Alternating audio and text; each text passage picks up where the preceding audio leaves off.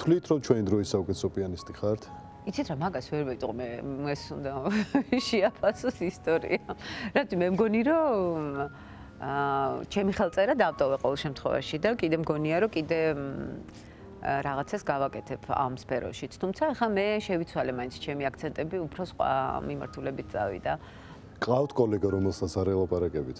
პიანისტი კოლეგა ვისაც არ ველაპარაკებდი არ მოყვარს ბევრია. ბევრია ასეთი? საკმაოდ. ჩვენც ვიცით ის სახელდაგვარებია თუ არა? შეიძლება, მაგრამ ახლა ეს არ არის საინტერესო დიდად. ბევრ პიანისტს დახმარები ხართ და ძალიან, კი. აფასებენ თქვენს ამაკს? იცით რა, ზოგი აფასებს, ზოგი არ აფასებს, ზოგი საერთოდ არ აფასებს, ზოგი ძალიან აფასებს ადამიანს გააჩნია. ინტრიგების სხერფლით უყოფთ? კი, ბევრჯერ. რას უკავშირდებოდა ეს ინტრიგა? სხვადასხვა მიმართულებებს. მაშინ პირველი ინტრიგა გაიხსენეთ, სადაც მოხვდით და პირველი ინტრიგა გეტყვით მე, ესე იგი გერმანიაში რო წავედი, როდესაც ვიყავ ძალიან პატარა და 17 წლის ჯერ არ ვიყავი, გავიარე საბჭოთა დროს, ესე იგი ერთი მოსმენა, მეორე მოსმენა, მესამე მოსმენა და მე აქ რო ჩამოვედი, პირველი ინტრიგა იყო ის, რომ აი მამამისმა ჩაუწყო. ანუ მამაჩემმა ნიანგის რედაქტორმა ჩავიწყო გერმანიაში წასვლა. რა რეაქცია ჰქონდათ? საშინლად გავფრაზდი, მეწყინა და დავიწყე მტკიცება, რომ მამაჩემს არ ჩაუწყია ეს ამბავი. ეს ინტრიგა არის ისეთი რაღაცა, რაც მოყვება ცხოვრებას.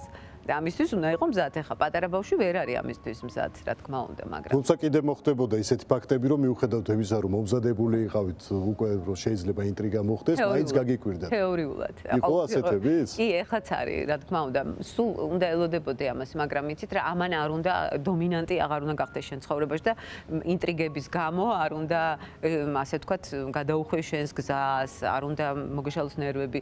რა გითხათ ეხლა, რომ თქვან, რომ ეხლა ელისო ბოლქვაძე ზუდი რამე რო თქვას, მეწყინება რა თქმა უნდა, მაგრამ ამს არ ავყვები, ანუ მე სამაგიერო არ გადაგიხდიათ?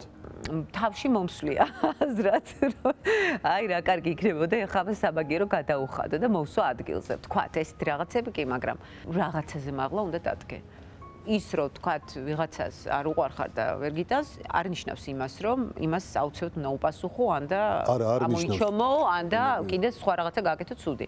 სხვათა შორის, აი ერთ რაღაცას მოგიყვებით. მე მქონდა ერთი პერიოდი, როდესაც ძალიან ვიყავი ამ თემებში, რომ აი კარგს რო გააკეთებ და მე რომ აი არ გიფასდება და რაღაც ფრუსტრაციაში ვიყავ.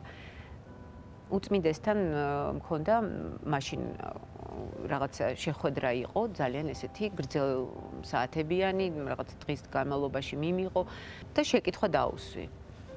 და მითხრა, რომ არ გეკადრება ესეთი რაღაცაო, რომ ესეთი რაღაც აზრი მოგივიდეს თავში, იმიტომ რომ შეკითხვა ამასთან დაკავშირებით. ხო, აი როგორ არის, როდესაც მაგალითად, ხო, აი როცა გინდა რომ აი იცი რომ ადამიანი ძალიან ცუდად გექცევა, მაგრამ შენ როგორ უნდა მოიქცე ამ დროს. და მაშინ იყო მას მითხრა, რომ 1-2 ადამიანი, რომელმაც შენ გაწყენინა თქვა ცხოვრებაში, არ შეიძლება ამის გამო შენ გადახაზო ყველა. ეს არის დანაშაული, ეს არ არის სწორი და ეს არის ცოდვა. ეხლა ყველაფერი ნათქვამი იყო და მაგის შემდეგ მივხვდი, რომ შენ უნდა გააგრძელოთ ერთ დროს, შენ ხარ ღვთის რჩეული. აი ეს რაღაცას როცა გეტყვის უწმინდესი, აი ეს იყო იმ მომენტში გადამწყვეტი. გაღიზიანებული იყავით იმ დროს, რომ პატრიარქსაც რჩევა კითხეთ. ვის გამო იყო ეს გამოცემა? იცით რა, ბევრი რამის გამო იყო. ეს არის ცხოვრებაში. კონკრეტულ ადამიანს არ უკავშირდება? ბევრი რამის გამო იყო დაგროვილი ალბათ 1, 2, 3, 4 და მე ვფიქრობდი, რომ აი ეს იგი არ უნდა გააკეთო კარგი რამე, რომ შეიძლება ისე მოგიბრუნდეს, რომ მე კიდე ანუ ადამიანს რო გადაყვები და მე რაღაცა კიდე საშინელება დაგიბრუნდება, ეს როგორ არის? გონია რომ მაინც ერთი ადამიანია რომ არა. ერთი არ არის, ბევრია.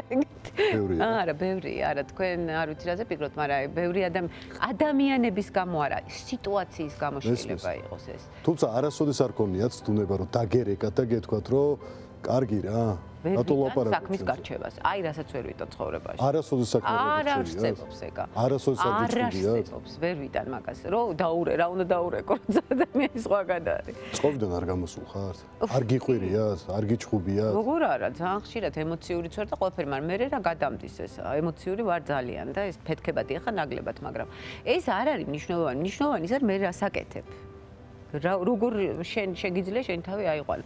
ეს ხა როგორ როცა რამეზე გაბრაზდები, ცოცხალი ადამიანი შეიძლება იყვირო.